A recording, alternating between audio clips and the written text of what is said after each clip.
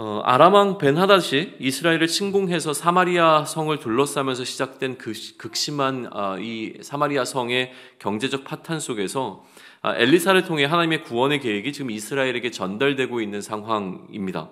하나님의 일하심은 단 하루 만에 현재의 상황을 완전히 이제 이전처럼 회복시키시는 것이었기 때문에 이 이야기를 들었던 군대의 장관은 불신하게 되어지고 여기에 좀 동의하지 못하는 태도를 보이게 되죠.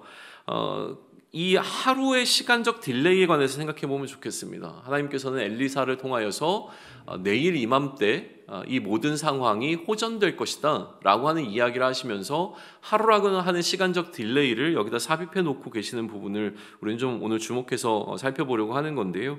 하나님께서는 즉시 바로 이스라엘 문제를 해결하실 수도 있으셨을 겁니다. 그럼에도 불구하고 하나님께서는 지금 하루라고 하는 시간적 여유를 여기다가 지금 집어넣고 계시는 부분에 우리는 한 번쯤 좀 질문을 던져볼 필요가 있을 것 같은데요. 하루라고 하는 상황은 이 군대 장관의 입장에서 생각했을 때는 지금 현재의 상황이 나아지기에는 턱없이 부족한 시간처럼 느껴지는 시간의 길이가 하루였습니다. 하루 만에 극도로 치솟은 물가가 다시 이전처럼 안정된다라고 하는 것은 있을 수가 없었던 일이고 경험해보지도 못했던 일이기 때문에 그렇죠.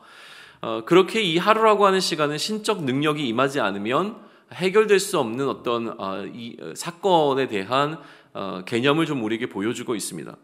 또 이 하루라고 하는 것은요, 신이 개입되어졌다라고 하는 것을 나타내는 시간적 길이임과 아울러서 믿음을 요구하는 시간이었다라고 하는 것이에요. 상대적으로 짧은 시간이긴 하지만 어쨌든 내일은 현재가 아니라 미래적 사건에 관한 이야기입니다. 우리가 내일 일어날 것이라고 하는 것은 당장 하루 뒤에 일어날 일을 이야기하기는 하지만 아울러서 내일이라고 하는 것은 우리에게 미래를 상징하고 있는 시간이라고 하는 것이죠. 그래서 이 미래적 사건을 받아들이기 위해서는 우리에게 믿음이라고 하는 것이 필수적입니다.